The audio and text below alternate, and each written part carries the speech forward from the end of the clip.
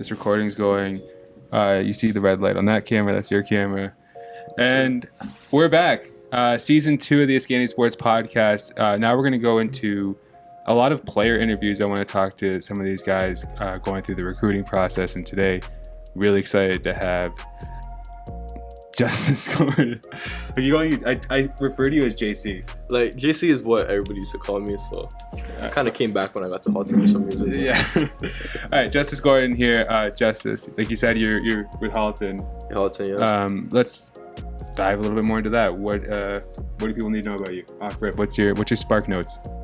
Me, off the court, pretty quiet. All I really do is play video games. I'm probably one of, like 2K. Like OSBA community or any platinum, premium, anybody want to play me in 2K, I promise you. Current gen or next gen? Current gen. I don't got money like that. Oh, okay. that PS5 expensive. I got you. And yeah, you said you're a quiet kid. What else?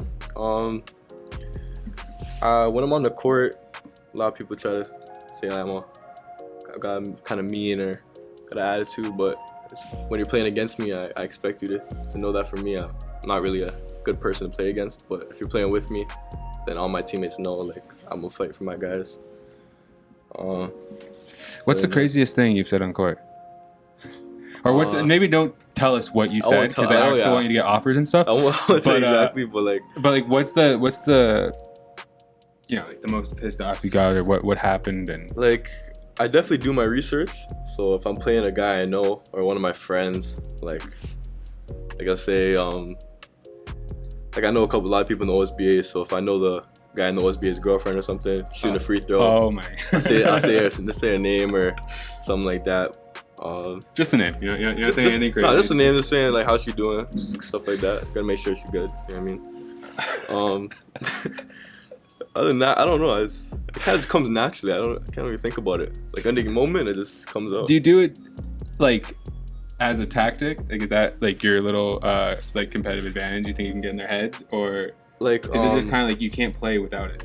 So when I was younger, people used to do it to me, and they actually used to get to me. Like used to get in my head. I used to throw off my game, but then I just kept getting used to it. I'm like, well, if it worked against me, I mean, it'll probably work against other people. So I just started talking trash and. It's probably one of my favorite things about the game. It just makes it fun for me. When do you think the trash talking started? High school? I'll say grade 10 AAU. Mm-hmm. Just because when I was at Rise, I was in the basement with all the seniors. Mm-hmm. So just being around Ramir Moore, Miguel, Josh Nolan, probably the 3 best trash talkers I know. Mm-hmm. And when I played AAU while I was at Rise, I just started it then. Yeah. And then as I went to schools after that, I just brought it with me. So I want to take you back to 2018. 2018. I got a video here. I know you know it. Oh, CP3. And I want you to react. You must have been what, 9th grade? Yeah, going into 10th grade. Going into 10th grade. Yeah. Okay, so it's a couple years ago now. Yeah. So let's have JC react to JC. All right. Oh, this is a great camp. A lot of good guys there. Did you get to actually have any good FaceTime with CP3? Like, did he? So actually, in the game, we had a game, like, he watched our first one, I think, and I was playing pretty good. Yeah. And after our game, he actually sat and talked to me after, asked me where I'm from, asked me how it is in Canada, stuff like that. Then I would ask him how it is in the league and all that kind of stuff. But no, he liked my game, and he just said to keep going, and he'd be rooting for me. How competitive and sorry, we're watching the mix as we're talking here. Yeah, but how competitive do these things get? Like, is it more of like camaraderie? Are you guys all excited to be there, or are you guys actually like going after each other? So this guy, we just dunked it. Shai Odom, he plays with Brownie and them at Sierra Canyon. Yeah. And our center, Deontay Green, my guy from North Carolina, we were kind of the main scorers on the team, and we were having our fun, but at the same time, we're like, okay, we need to win, because if we win, we're going to get more exposure, get into the All-Star game, stuff like that. So there definitely is a competitive edge, but some guys are there. Like, there's definitely a difference. How many guys are there? I can't remember. There was, like, as you see, my number was 114, but I honestly can't remember how much people are there. There's a lot, though. There's a good amount. Right on, right on. And how do they break you guys up? Is it broken down by skill level? So, Is it like when I got invited, as soon as you accept your invitation, they just kind of put you on a random team. I think I was on the Hawks or something. so it is invitation? Yeah, so it's invitation, and then me and my teammate at the time, Luke Grace, Yeah. we both went, and no, it was pretty fun. A lot of good guys there. If you could go back to 2018, right before the CP3 camp, what would you tell yourself? Honestly and truly, I would have brought different basketball shoes. That's the only thing. That's the only thing. That's the only thing. Because I was What were you there, I hooping was in? shooting good. I was wearing, so I had these really sick Why Not customs for Rise that I did for my commitment to Rise. They were so sick. I brought them there. So you're a shooter, and you wore some Russell Westbrooks. And to honestly, the most important camp. yeah. And I had another pair of shoes there, but this wasn't it. Yeah. I felt like if I went back in time, I definitely would have brought my Kobe's, would have got good old reliable. Yeah. But I wasn't getting off the ground at all in those Why Nots. No dunks happened. Was there any like uplifting feeling after the camp? Like, did you think basketball is maybe more possible, or were you humbled in any sort of way, or like what reactions did you have after leaving? So leaving the camp, it was more so a takeaway because I can understand how Americans play because I wasn't really playing the American style. Most of them are more so drive, get into the paint. Right. I'm more so of a shooter. I shoot from deep. Every time I'm open, I'll probably shoot it. But learning from the coaches there and even talking to CP3 is definitely a lot more like contact involved. And the way I play is I try to just outsmart people, not really out try to physical people because I'm not the biggest of guys. So I got to try to use my brain instead of my bronze.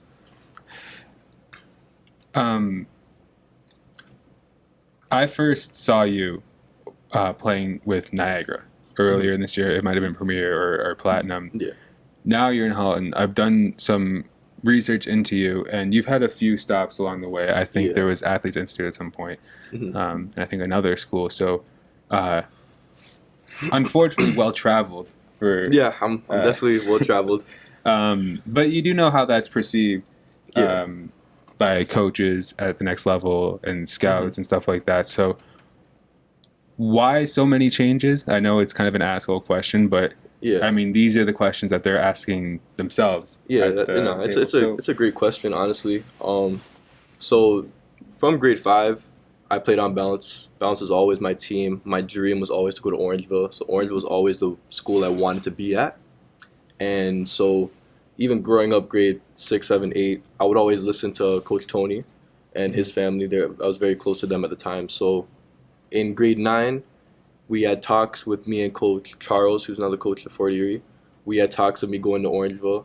I wouldn't really have played that much, so we're like, okay, I'm going to go to a normal high school in Milton. So I go to normal high school in Milton, then that summer comes around. I asked Coach Tony if he thinks I should go there now. He said his team was pretty talented, so he didn't think I was going to play that much. So he suggested that I go to Rise, which made sense because Coach Jeremy K was our bounce coach. So it was kind of just that connect. And a lot of bounce guys did go to Rise if they didn't or wasn't like good enough to play on Orangeville. So I went to Rise. Everything was going good there. We had most of my bounce teammates were there on TRC or Rise. And then when that season came to an end, I was expecting to go back there. In my mind, I was like, okay, I'm probably gonna go back here. But when we had the meeting about like prices and stuff like that, they were trying to raise the price, which doesn't really make sense when you're getting older, you're getting better. The price should be going down. To go back to Rise? Yeah, to go back to Rise. Okay. So then told Coach Tony this, and then Coach Tony's like, okay, well, talk to Coach Jeremy Pope and see if you guys can do anything with AI Red. And if you come to AI Red, then I'll train with you and stuff like that. You'll train with our team, and you'll come travel with us. Right. So I committed to that. Coach Jeremy was a great coach. He made me a lot better, especially from him being a point guard that played high level and him being American, all that kind of stuff. It definitely helped me. So that season went by, and then I just moved up to the Orangeville team.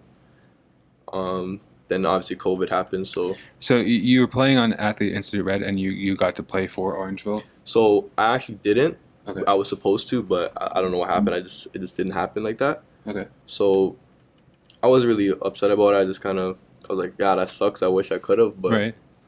so I mean, best program in Canada, so it's not.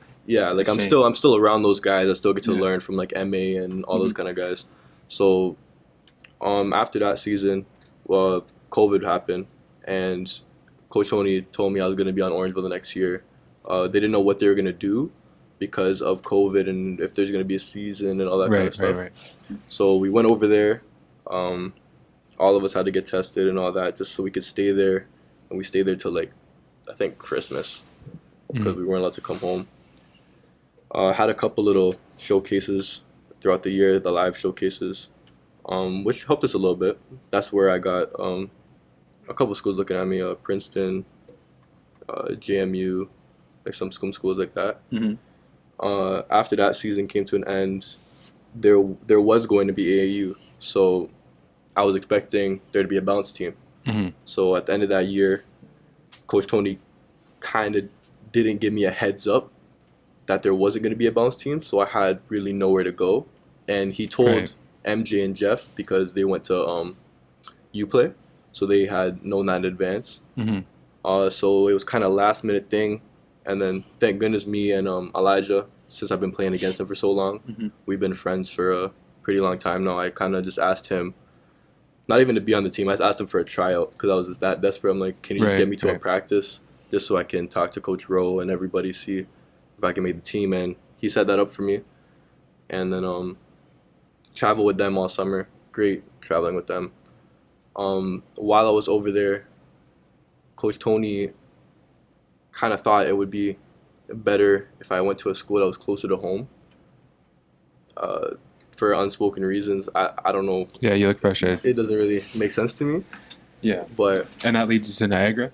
So then Coach Rowe, he knew Coach Sullivan. Apparently they have coached together before, so when they were opening up that school, I started talking to Coach Sullivan and Coach Willie, talking to them, and I was pretty much committed from the first talk they had with me because the way Willie was talking to me, he said he understands that I'm a good player, but he wants me to be a better player and be a pro. Right. In that type of sense. So lower my shot count and high percentage shots, being able to hit point and two, stuff like that. Then I got over there, and the first tournament I was balling. I was getting a lot of videos about me and stuff like that. It was going pretty good. Then I don't know what had switched in the coach's mind. Something just, I started feeling different when he would coach me and stuff. Yeah. Like before, when I would shoot the ball, he'd be like, "No, just shoot it again," like that kind of stuff. Right. But then he just started kind of put me in a box, like, "Oh, Justice, no, go corner, spot up shooter," like that kind of stuff. And as my senior season, I know my game. I don't think I'm only a spot up shooter. Right. I think I can shoot the ball really good, but I don't think that's all I can do. So the decision was made to come to Halton, which literally happened because my little brother is Coach Riley's student. Oh, wow. So, because I went to Bruce Trail, my brother goes to Bruce Trail, Milton Elementary School. Yeah, Andrew Riley's great. My brother went to school saying, "Oh, Justice is home now from school. He's looking for a school," and Coach Riley heard him. Yeah. And I got a DM on Instagram at like 11 a.m. saying, "Hey, Justice heard you're looking for a school." Right. Okay, so between Niagara and Halton, so just to summarize it all, it sounds like the dream was Orangeville. Yeah. The first two seasons, it's not really in the cards. You have COVID, you're a grade 9, right? So yeah. It's not really shaking up there. And then Niagara, you have a great coach, going to use it the right way. And then you have a role change, and then Halton gives you this opportunity to play in that role in your senior year, get your shots up. But like, there's going to be criticism of that Niagara to Halton.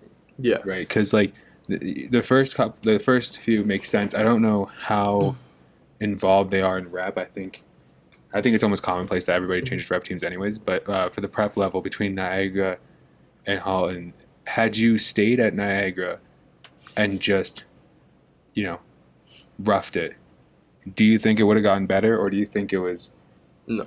you think it was too far gone? I think it was too far gone. I think the first real kind of situation that happened was we played Bill Crothers. There's a mixtape. Shout out to Hezi. Yeah. He had the highlights of it. Played pretty good. I think I had 27 that game. Pierre played really good. I think he had 20-something that game too. Yeah. And we were playing pretty good the whole tournament. And the next game we play CTA, who's Pierre's old team. Right. And going into that game, I know I have to play good because I'm trying to win the game for my brother. Like, Right. love Pierre. That's kind of the main reason why we wanted to team up at Niagara. So going into that game, we both knew we had to play good just so that he could have his win. Because same way how if Niagara would have played against Orangeville, I would want my guys to try to play as hard as they can to beat them. Same way with Pierre and CTA. So we're playing against CTA, and then I got benched. Right. To this day, he gave me a reason, and the reason was he wanted to see if they could win without me. That's the phone call I got. But after that, I was definitely frustrated because I'm not even frustrated with him. I was more so frustrated with, like, we just lost a game that we should have won, especially for Pierre, because of substitution. And after that kind of happened, I was already kind of like, eh. And then we play Vanguard. I come out the game. I think I hit my first 3 shots. So if I hit my first shot, I know I'm going to shoot well the rest of the game. Right. Like, as soon as I see that first one go in, I feel you. pretty set. So I hit my first 3. I'm feeling good. And then I honestly think I must have been subbed out, I think, 15 times. Like, just in and out. It's not Offense, even defense type of thing? Not even like affecting my minutes type thing. Yeah. Like, that's how much I was getting subbed. Because you kept going back in. Yeah, and I even had all my friends at Bill Crothers, they came to watch the game, and they're even looking at it, they're like, why does this keep getting subbed out, subbed in? And they were talking to me after the game about it, but I had no explanation. Right. So then, And I understand all these things, and in a vacuum that might have been the right decision. But if you're putting yourself now into the perspective of a college university, there's only 5 starters at every level. Yeah. So there is a good chance that whoever brings you in, especially first year, you're probably going to have to come off the bench. You're probably going to have to play a role. When they're looking at a situation like that, how can you reassure them that it's not going to be a situation where you leave again? see, like, my thing And is... also, I'm not trying to be disrespectful or anything like that. It's just like, just putting yourself in the mindset of those people that make those decisions. And, if you don't want this part out, that's fine. But, like, you have to know it's coming, right? Like, you have to know that there's that is probably what they're going to say. Yeah. Honestly, we've had talks, especially with the universities I've been talking to now. I understand, like, especially being a freshman coming out of high school, I'm not going to start unless, like, I'm playing exceptionally well. I have to earn that time. Right. But when it comes to a high school team that I went into playing exceptionally well, and then I started playing less and less and different roles, and that was affecting my play style. Right. And then you're gonna say that, like, No, I feel other people are, you know what I mean? Like, okay, so then I would just say at this point then you would want to pick a program where at the end of the day they're going to do right by you. So then when you're in a situation like that again where they're saying, hey, you got to produce more, you got to do this, you got to do that, you trust them more. yeah. Right? So that's just, I think, an area that you got to probably stress. Well, let's talk about recruiting. How is recruitment going? What goals did you have coming into this year? You're a senior now, so. Coming into this year, especially coming off of COVID, honestly, it is kind of pulling off a miracle trying to get an offer in this short amount of time. Right. So I've been trying to get my offers and stuff. I've been talking to a couple of schools, some schools in Canada that have been looking pretty good for me to go to. The situation seems like a good fit for me. So I'm not really stressing about the whole D1 type of thing. I just want to go to a school where I can hoop, I can have a scholarship, try to get like my parents making sure they don't got to pay university, and try to just get my degree. So that's my main thing for me, is just getting my degree. Are you open at D2? The D2 does full ride. Yeah, D2 does do full ride. I've been talking to Simon Fraser. We've been in talks too. That school also seems like a pretty good fit. But yeah, for me it's really just the name of the school doesn't really matter if it's a good fit for me, and You just want to hoop. yeah, guys, I don't really. If there's a basketball and a hoop, I'm good. To be honest. No, and dude, in some of these other facilities across the board, like there's some high quality, youth sports amenities. There's D2s that are, yeah, there's D2s that graduate to D1s too. So it's not like, it's not too bad. But what has been, the biggest lesson you've learned so far throughout the prep seasons? Yours is disrupted because of COVID. Yeah, it's definitely hard because of COVID. Kind of shut everything down, especially my grade 11 AU season. That was probably the biggest hit for me. But biggest takeaway is just like, when you're hooping, you just got to cherish the time. Try to always go out there, play your best, because you don't know when it's going to be your last. And I guess it is kind of cheesy to say, but everybody did kind of feel that when COVID hit. And I feel like a lot of people would be like, damn, if I could have just went back and played a little bit harder, played a little bit. Besides COVID, has basketball ever been taken away from you? No, I've been playing basketball since I was 3 years old. I used to play football and basketball. I had to give up football when I went to Rise, but basketball's always been a part of my life. Even when I was a baby, going to my dad's men's runs or whatever, I'd be watching, like, that's how it's always been. It's always been in my blood. So you're probably going from COVID taking away your season to going to a situation where you feel like you're getting another season taken away from you right up until leading to Halton. Yeah, like I wouldn't say that, because I do, like, my teammates over there, like my Niagara teammates, I've never loved all my teammates any more than that in my life. Like I really created a brotherhood with them, even though I was very hard on them, they were hard on me. Just being accountable. I definitely love all those guys over there, and I did have some good games, and I definitely learned some things, but I just think just for time's sake, it's my senior season. I need to be in a position where I think I'm playing my best and I'm showing what I can do. It just wasn't the place for me, especially after the role changes and stuff like that. So then moving to Halton was just the best decision for me. Coach Riley and Coach Jedell, when he was around, and Coach Ty, they all talked to me about how I play. They gave me criticism. They told me they need me to do this, and then they let me go out and do it. And if I didn't do it, they get on me. But it was more so, just as you know what you need to do, go out there and do it. If you don't do it, we're going to tell you to do it type thing. Right. And that's what I kind of liked. And Coach Riley's been a great coach for me so far. No, and Coach Riley is he's a great recruiter too. Like he's really on the phone with every school. And that's what he wants to do, and now that he's kind of got the coaching responsibilities as well. But he's always going to do right by you in terms of getting you what you want to get out of basketball. No, but yeah, I mean that was the main thing for me was the the school shuffle. But like when you put it, when you really think about what happened, it's just you had COVID take a year and a half of basketball basically. Yeah. And now you see yourself as a senior and you know what you're capable of doing, and you owe it to yourself to get as far as you can in basketball, and you felt that this last stop.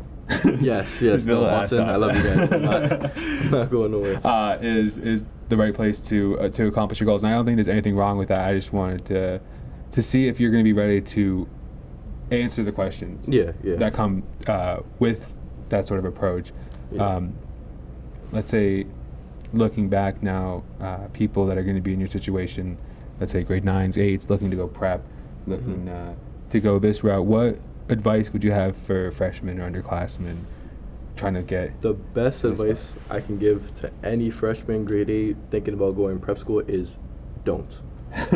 Honestly, I love Rise, but I think if I would have stayed in normal high school for grade 9 and 10, just to build up some film. So it's not don't go to prep, it's just don't go to prep right away. Yeah, you don't go to prep right away. Grade 9 and 10, live your, like, go to normal high school, have the normal high school experience, have your little friends from back home, go to the best high school in your city, try to still play high-level basketball, but just prepare yourself in that way, and don't really just jump into prep. Oh no, everybody's going to prep, I have to go. Don't do that. That's the biggest mistake I made. I feel like I should have definitely waited another year. Yeah, you have to understand what your game's going to be like before you can contribute to a level like prep, because I mean, even in prep, kids are growing all the time and they're getting better all the time, but if you're in grade 9 and you're 5'10", you might be 6'6" by grade 11. Exactly. So your role is going to change, your skills are going to change. There's really no, point. Yeah, and especially like another thing. Well, is, I mean, there is junior programs. There is grade 9, 10, and that's going to be more popular. Now I was gonna say that too. Yeah. Like, now it is kind of different because there is junior teams, but what I was gonna say is even when you're a grade 9 and you're 6'4". Just 1 second, just I got to make sure this camera. It's about to turn off in 5 seconds. So. Oi. And we're back. Sorry, we had a little technical difficulties, but crisis averted. But yeah, we were talking about grade 9, 10s now have the option to go junior prep, if it gives you a good opportunity to actually contribute. Yeah, if you're definitely going to a junior team and you're going to contribute, going to those higher circuits will definitely will damn, I messed up. Going to those junior programs definitely will help you in exposure-wise. Just not even exposure going to university, but exposure going to other prep teams and going into states and stuff like that, just to getting your name out there, which is probably the biggest thing. But if you don't think you're ready and you're even iffy, I'd just say grade 9, 10, work out, get a LA Fitness membership, do your thing, and just go that route. Well, what's your life outside of basketball like? What do you do? You play video games and stuff? Yeah, I play video games. I noticed you have close to 5,000 followers on Instagram, so you're a popular kid in high school. Yeah, I model as well. I model for Vanguard Toronto. They do a bunch of like Nike stuff. Oh, that's why it says Vanguard in your profile. Yeah. I was about to say, I'm like, dude, you've been a Halton for 2-3 months. No. Vanguard is like this little modeling group. Yeah. Focused around art, ball, and culture, the ABCs. We kind of just do Nike shoots every now and then. I've done the OVO 4s when they came out. Oh, so you done like actual... Yeah, so I got the OVO 4s, which is the best one I ever did. Shout out Shane. The best thing I ever did is me, Kenyon, and Cole Scott. We got the OVO 4s like 2 days before they came out. Yeah. Which is the same day I got that mixtape when I dunked on the kid. And mixtape dunking on the kid? Yeah, it was like I think it was my biggest mixtape. It's on your IG? Yeah. I'm pulling it up. Keep talking. So right after that game, we got changed, went into the stands, and did the photo shoot in the stands. So you just caught a body. Now you're doing some stuff for Drake. Super casual vibe. It was crazy. Which one am I looking at? So this is the photo shoot, and this is the mixtape. That's good. Yeah, it was funny because that's where Pierre was too. Yeah. A lot of people posted this. Overtime posted the dunk. It's 137 weeks ago, so I wasn't even in the scene yet. Yeah. No, that wasn't one. That wasn't one. Nah, but it was just a good little one-game mix for my guy, MDP. Oh, you got K Showtime that commented on too. Yeah. Oh, I think I can wait till the end for this. Good times. Yeah, there you go. Who made this mix? You gotta wait till the end. Oh, man. But nah, CYBL, best times. You had the buzz cut going. You ever bring that back? I don't think I can. I had the buzz cut. Everybody loves the buzz cut. But I get too much Ben Simmons comments. I can't do it. Ooh, but you just shoot. Then you just... Don't do that. Yo, okay. He jumped so late. That was my point. He jumped so late, but... I know this guy's dope with the edits and stuff like that, but when you have a moment that you're going to talk about years after the fact... Yeah. Let me see it first before you start... putting me into geometry class with all these squares and shit. And that's the only time he shows it? Yeah, that was it. I was going to so distracted by the squares. I have to watch this whole thing over again. I'm going to watch it later. But you cut about it. And then you just go up in the stands and then... And then we go up in the stands and do this photo shoot. Where we got those OVO, the Raptor 4s. which was very sick. They had the signature on it, so they were different from the other ones. Because the other ones didn't have any signature. They weren't OVO. That's Those ones crazy. were OVO. Yeah, very, very happy about that. But nah, so I've been modeling for them, and then yeah. And when I was younger, and we kept on going to AU trips and stuff, because I was dunking at a very young age. Yeah. So I think my first dunk was in grade. It was in the summer going to grade 8. It was my first dunk ever. It's like 13, is Yeah. that 12? Something like that. 12 or 13. Yeah. So my first dunk was then, and every time we used to go to AU trips, I'd always be dunking, and all the little kids get all hype about it. And I think that's where I got most of my followers from. Just like grade 8, grade 9 AAU. That definitely blew me up. Yeah, because you're the guy that dunking already. And this isn't even my original account. My original account had 15K, I believe. Then I got hacked, unfortunately. Hacked at 15K. Yeah, so sad. No, but that's crazy. So is that something you want to do after basketball then? Like, what do you want to go to school for? Are you trying to steer into fashion, creativity? Surprisingly, I want to go into psychology. Oh. So I don't know where I found this talent, but I'm really good at psychology and sociology, anthropology, all that kind of stuff. Do you enjoy trying to think about how other people think? Yeah, and especially when I don't know if we should talk about this. No, we can talk about it. So especially when I have my own mental health stuff going on. Okay. So I kind of had to go through that process. Mm-hmm.